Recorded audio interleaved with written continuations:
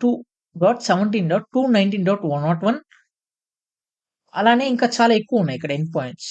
Okay. +3 or more ఎక్కువైతే ఉంది. కానీ మనకి ఇక్కడ నుంచి మనకి డిఫరెన్షియేట్ అర్థమైపోయింది గదా!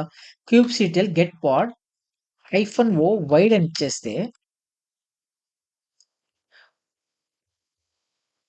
సో, నా కోర్ DNS ఏదైతే ఉందో 219.100 101 219.100 101 ఈ 2 ఉన్నాయి గదా! అంటే ఈ పర్టిక్యులర్ ఈ పర్టిక్యులర్ సర్విస్ ఒక ఐపీ ఒక ఎండ్ పాయింట్స్ ఏంటి? ఈ 2 ఆర్ మోర్.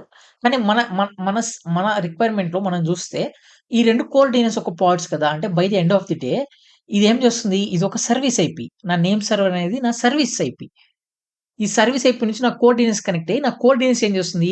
ఆ నేమ్ ఏదైతే ఉందో MySQL సర్విస్ అనే నేమ్ ఏదైతే ఉందో దాన్ని అది కన్వర్ట్ చేస్తుంది. ఇన్ ఐపీగా.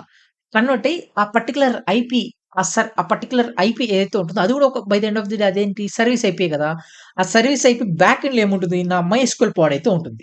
సో, నేను మీకు డయాగ్రామాటిక్‌గా చూపిస్తాను చూడండి. ఇది నా ఉబుంటు పాడ్. ఓకేనా? ఇది నా ఉబుంటు పాడ్. ఈ ఉబుంటు పాడ్‌లో నేను బై డిఫాల్ట్ ఎప్పుడైనా పాడ్ క్రియేట్ అయితే ఆటోమేటిక్‌గా నేనేం చెప్పాను cat ETC resolve dot conf ఫైల్‌లో ఒక నేమ్ సర్వర్ అనేది యాడ్ అయిపోతుంది. అవునా? ఒక్క నిమిషం ఉండండి ఫ్రెండ్స్. రైట్. ఇది నా నేమ్ సర్వర్. అవునా? బై డిఫాల్ట్‌గా నా ఉబుంటు పాడ్‌లో ఆటోమేటిక్‌గా ఒక నేమ్ సర్వర్ ఉబుంటు పాడ్‌లోనే కాదు ఏ పాడ్ క్రియేట్ చేసినా మీకు నేమ్ సర్వర్ అనేది బై డిఫాల్ట్‌గా వచ్చేస్తుంది. నేనేమన్నాను ఈ పర్టిక్యులర్ నేమ్ స్పేస్ ఏంటి? నా సర్విస్. ఇది నా సర్విస్ ఐపీ.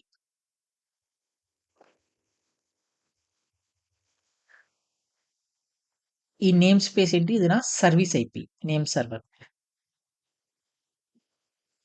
అవునా? ఈ సర్విస్ ఐపీ బ్యాక్ ఎండ్‌లో ఏం జరిగింది? ఈ సర్విస్ ఐపీ బ్యాక్ ఎండ్‌లో నాకు 2 కోర్ DNS పాడ్స్ అయితే రన్నింగ్‌లో అయితే ఉన్నాయి. ఇది నా DNS. ఇది నా DNS.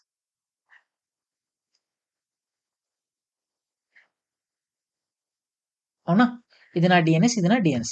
ఇప్పుడు ఎప్పుడైతే ఇక్కడ నేను MySQL ఏంటి నా క్వెరీ రన్ చేస్తాను ఇక్కడ MySQL‌ది. ఒక్క నిమిషం ఫ్రెండ్స్.